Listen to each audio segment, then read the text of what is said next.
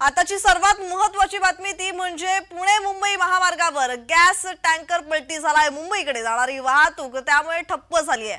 वारजे पुलाजवळ ही घटना। तर आताची सर्वात महत्त्वाची बातमी आपण पाहतोय, पुणे मुंबई महामार्गावर गॅस टँकर पलटी झाल्याची बातमी समोर येतेय। तर मुंबईकडे जाणारी वाहतूक त्यामुळे ठप्प झालेली आहे।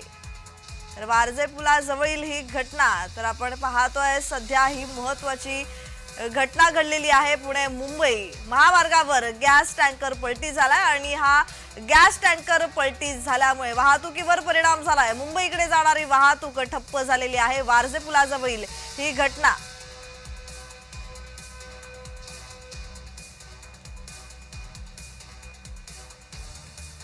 पुणे मुंबई महामार्गावर गॅस टँकर पलटी झाल्याची घटना घडलेली आहे आणि या घटनेचा परिणाम आता वाहतुकीवर होताना दिसतोय। तिथे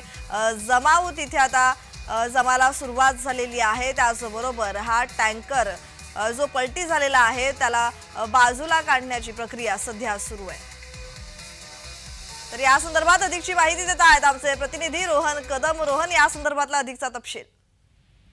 प्रज्ञा, खरं तर सकाळी 10च्या सुमारास जी आहे ती संपूर्ण घटना घडली असल्याची प्राथमिक माहिती मिळते। कारण का हा टँकर जो आहे तो डिवायडर वरती गेल्यामुळे हा सगळा अपघात जो आहे तो घडले असल्याची माहिती देखील समजते। परंतु अद्याप कोणतेही यातून गॅस गळती जी आहे ती झालेली नाहीये। वारजे परिसरामध्ये हा संपूर्ण अपघात घडलेला आहे। वारजेजवळ असणाऱ्या एका चर्चच्या बाजूला ही संपूर्ण घटना घडलेली आहे। परंतु हा टँकर रस्त्यावरती पडल्यामुळे मुंबईकडे जाणारी वाहतूक जी आहे ती काही काळ ठप्प आहे। परंतु सध्या प्रशासनाच्या वतीने हा टँकर जो आहे तो बाजूला घेण्याची कामकाज जे आहे ती सुरू केलेलं आहे। जखमी अथवा ती कुठली जीवितहानी जी आहे ती यामध्ये झाली नसल्याची प्राथमिक माहिती जी आहे ती प्रशासनाकडून देण्यात येते। धन्यवाद रोहन, तुम्ही दिलेल्या माहितीसाठी।